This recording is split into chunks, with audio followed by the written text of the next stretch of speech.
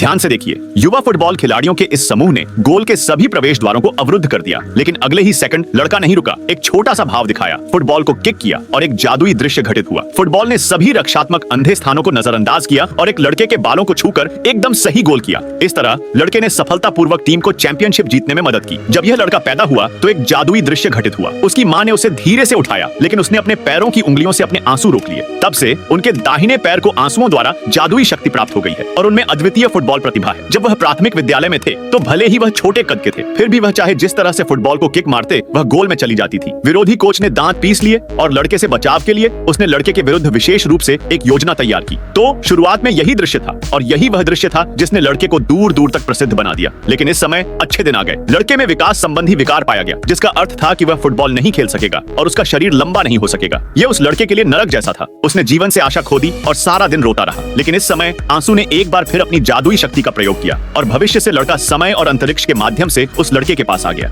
उन्होंने लड़के को एक फुटबॉल दी और उससे कहा कि सब कुछ ठीक हो जाएगा। कठिनाइयां केवल अस्थायी हैं और जब तक उसके दिल में एक सपना है और वह साहस पूर्वक आगे बढ़ता है, वह अपने सपने के दूसरी ओर पहुंच जाएगा। एक क्षण में ही लड़के की लड़ाकू भावना पुनः जागृत हो गई और उसे विश्वास हो गया कि वह किसी भी कठिनाई पर विजय प्राप्त कर सकता है। तब से ऐसा लगा जैसे लड़के पर फुटबॉल के देवता का साया पड़ गया हो। चाहे दुश्मन कितना भी शक्तिशाली क्यों ना हो, वह हमेशा खतरे को सुरक्षा में बदल सकता था, दुश्मन को पूरी तरह से हरा सकता था और फुटबॉल को गोल में मार सकता था। उनके उत्कृष्ट कौशल और अद्भुत प्रदर्शन ने राजधानी का ध्यान उनकी प्रतिभा की ओर आकर्षित किया और उन्हें अनुकूल परिस्थितियों में अनुबंधित किया गया। लड़के ने राजधानी की उम्मीदों को निराश नहीं किया। अपने उत्कृष्ट कौशल से उन्होंने टीम को बार बार जीत दिलाई और वे अपने जीवन के शिखर तक भी पहुंचे। लड़के की ड्रिबलिंग को रोकने के लिए प्रतिद्वंद्वी ने विशेष रूप से ब्लॉकिंग शॉट्स का एक सेट विकसित किया, लेकिन शॉट्स की मदद से भी प्रतिद्वंद्वी अभी भी लड़के के सामने कोई मुकाबला नहीं कर सका और लड़के ने उसे आसानी से पीछे छोड़ दिया। लड़के ने जनरल चांगशेंग की तरह हमेशा की तरह फुटबॉल को प्रतिद्वंद्वी के गोल में मार दिया। पर्दे के पीछे की कड़ी मेहनत हमारी कल्पना से परे है। यदि उस लड़के ने उस समय हार मान ली होती तो क्या वह आज उस स्थान पर होता जहां वह है? क्या आप जानते हैं यह लड़का कौन है? कृपया अपनी टिप्पणी अनुभाग में छोड़ें। जो लोग सही उत्तर देते हैं वे मित्र बना सकते हैं।